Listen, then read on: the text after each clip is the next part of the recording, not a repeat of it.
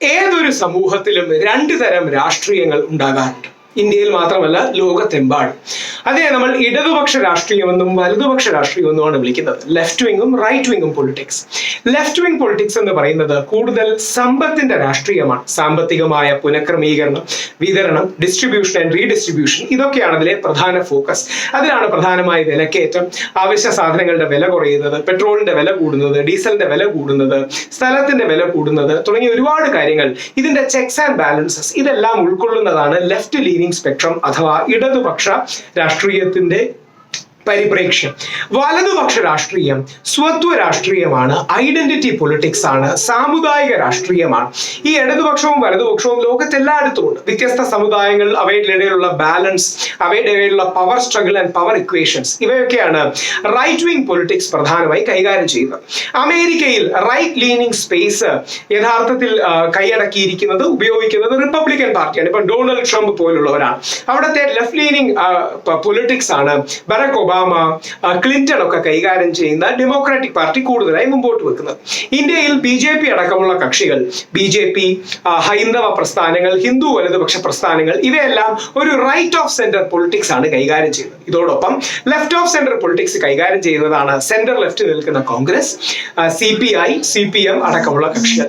ഈ വ്യത്യസ്ത ധാരകൾ മനസ്സിലാക്കിയാൽ മാത്രമേ രാജ്യത്തിന്റെ പൊളിറ്റിക്കൽ ഡൈനാമിക്സ് നമുക്ക് മനസ്സിലാക്കാൻ കഴിയൂ. ഒരു സ്പെക്ട്രവും അല്ലെങ്കിൽ ഒരു വിങ്ങും ഇല്ലാതാകാൻ പോകുന്നില്ല. ഒരു പക്ഷിക്ക് രണ്ട് ചിറകുകൾ വേണ്ടതുപോലെ ഒരു രാജ്യത്തിനും ഈ രണ്ട് ചിറകുകൾ, ലെഫ്റ്റ് വിങ്ങും റൈറ്റ് വിങ്ങും, ലെഫ്റ്റ് ലെഗും റൈറ്റ് ലെഗും വേണ്ട ആവശ്യമുണ്ട്. ഇപ്പോൾ നരേന്ദ്രമോദി യഥാർത്ഥത്തിൽ ചെയ്യുന്ന രാഷ്ട്രീയ പരീക്ഷണം അല്ലെങ്കിൽ അദ്ദേഹം വിജയിക്കുന്ന കാര്യം റൈറ്റ് ലീനിങ് അല്ലെങ്കിൽ റൈറ്റ് വിങ്ങിൽ ഐഡന്റിറ്റി പൊളിറ്റിക്സ് ഒരു വശത്ത് ഉയർത്തിപ്പിടിക്കുകയും മറുവശത്ത് സ്ലൈറ്റ്ലി ലെഫ്റ്റ് ലീനിങ് ആയ സോഷ്യലിസ്റ്റിക് ലീനിങ് ആയ ഇക്കണോമിക് പോളിസീസ് പിന്തുടരുകയും അതിൽ നിന്നൊക്കെ ചെറുതായി വ്യതിചലിക്കുമ്പോഴാണ് ഈ പെട്രോൾ ഡീസൽ വില വർധനയിലടക്കം അദ്ദേഹത്തിനെതിരെ ശക്തമായ ആൾക്കാർ വിമർശിക്കുന്നത്. അല്ലെങ്കിൽ കൂടുതൽ സ്വകാര്യ സ്ഥാപനങ്ങളും സ്വകാര്യവൽക്കരണവും വരുമ്പോഴാണ് RSSന്റെ തന്നെ ഭാരത് മസ്ദൂർ സംഘ് അടക്കമുള്ളവർ നരേന്ദ്രമോദി ഗവൺമെന്റിനെ ശക്തമായി വിമർശനം ഉന്നയിക്കുന്നത്. മുമ്പത്തെ ലാൻഡ് ഓർഡിനൻസ് അതൊരു റൈറ്റ് ലീനിങ് ഇനീഷ്യേറ്റീവ് ആയിരുന്നു. അത് നരേന്ദ്രമോദി പെറ്റ് പ്രോജക്റ്റ് ആയി കൊണ്ടുവന്നിട്ടുണ്ടെങ്കിലും പിന്നീട് അത് ലാപ്സ് ആകാൻ അനുവദിച്ചതും ഈ ഹൈന്ദവ പ്രസ്ഥാനങ്ങളിൽ തന്നെയുള്ള ലെഫ്റ്റ് ലീനിങ് പൊളിറ്റിക്സിന്റെ അല്ലെങ്കിൽ സോഷ്യലിസ്റ്റ് പൊളിറ്റിക്സിന്റെ ഒരു സ്വാധീനമാണ്. ഇതേപോലെ നരേന്ദ്രമോദി അല്ലെങ്കിൽ അരവിന്ദ് കെജ്രിവാൾ ചെയ്തത് ലെഫ്റ്റ് ലീനിങ് എക്കണോമിക്സും കുറെ കൂടെ ശക്തമായ ലെഫ്റ്റ് ലീനിങ് ആപ്പിന്റെ എക്കണോമിക്സും right wing flashing, identity flashing. അതുകൊണ്ടാണ് ഹനുമാൻ സ്വാമിയാണ് ഞങ്ങൾക്ക് ഡൽഹിയിലെ വിജയം തന്നതെന്ന് പറയുന്നത്. വിജയത്തിന് ശേഷം ഡൽഹിയിൽ എല്ലാ അമ്പലങ്ങളിലും ഹനുമാൻ ചാലിസയും രാമായണവും ഒക്കെ പഠിപ്പിക്കാൻ തീരുമാനിക്കുകയുണ്ടായി. പിന്നെ ഹനുമാന് വേണ്ടി സ്ലോഗൻ ഒക്കെ വിളിക്കുകയുണ്ടായി. അത് റൈറ്റ് ലീനിങ് ഫ്ലാഷിംഗ് ആണ്.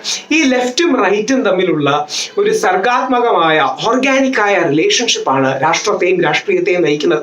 ഇത് വ്യക്തമായി മനസ്സിലാവുന്നതുകൊണ്ട് തന്നെയാണ് രാഹുൽ ഗാന്ധി അടക്കമുള്ളവർ അദ്ദേഹം താനൊരു ബ്രാഹ്മണനാണെന്നും താൻ വിശ്വാസിയാണെന്നും ശിവനാണ് യൂണിവേഴ്സ് എന്നും ഒക്കെ തുടങ്ങിയ കാര്യങ്ങൾ പറയുന്നത്.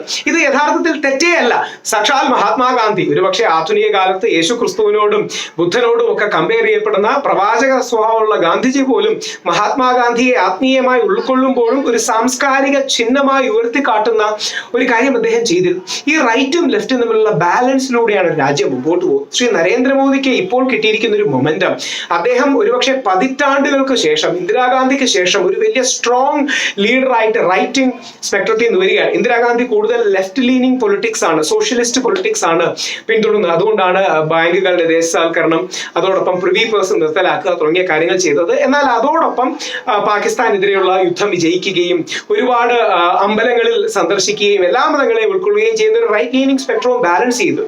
നരേന്ദ്രമോദിക്ക് എന്തുകൊണ്ടാണ് ഈ രീതിയിൽ വളർന്നതെന്ന് പറഞ്ഞാൽ, നരേന്ദ്രമോദിക്ക് എതിർ സ്പെക്ട്രത്തിൽ നിന്ന് ഇത് വെല്ലുവിളിക്കാൻ ആൾക്കാർ വേണ്ട രീതിയിലില്ല.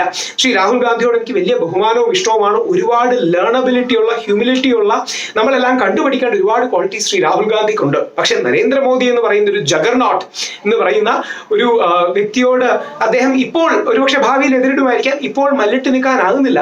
നരേന്ദ്രമോദിയെ എതിരിടാൻ ഒരുപക്ഷെ മറു സ്പെക്ട്രത്തിൽ നിന്ന്, ലെഫ്റ്റ് ലീനിങ് സ്പെക്ട്രത്തിൽ നിന്ന് അമരീന്ദർ സിംഗിനെ പോലെ പഞ്ചാബിന്റെ മുഖ്യമന്ത്രിയോ അല്ലെങ്കിൽ ശ്രീ ശശി തരൂറിനെ പോലുള്ളവരോ ഒക്കെ, അല്ലെങ്കിൽ പ്രണബ് കുമാർ മുഖർജി ഒരുപക്ഷെ ഉണ്ടായിരുന്നെങ്കിൽ ഈ നരേന്ദ്രമോദിക്ക് ഈ രീതിയിൽ വളരാനുള്ള സ്പേസ് പോലും കിട്ടില്ല.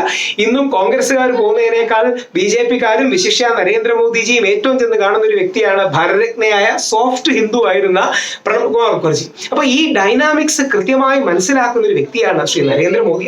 അദ്ദേഹത്താൽ കഴിയുന്ന രീതിയിൽ അത് ബാലൻസ് ചെയ്ത് കൊണ്ടുപോകുന്നുണ്ട്. ഈ ബാലൻസ് ആർക്ക് ലഭിക്കുന്നുവോ, ആ ബാലൻസ് ആൻഡ് ഓർഡർ ഇത് ആർക്ക് ക്രമപ്പെടുത്താൻ കഴിയുന്നുവോ അവരുടെയിലായിരിക്കും രാഷ്ട്രത്തിന്റെ അധികാരവും രാഷ്ട്രത്തെ മുന്നോട്ട് നയിക്കാനുള്ള ഉത്തരവാദിത്വവും.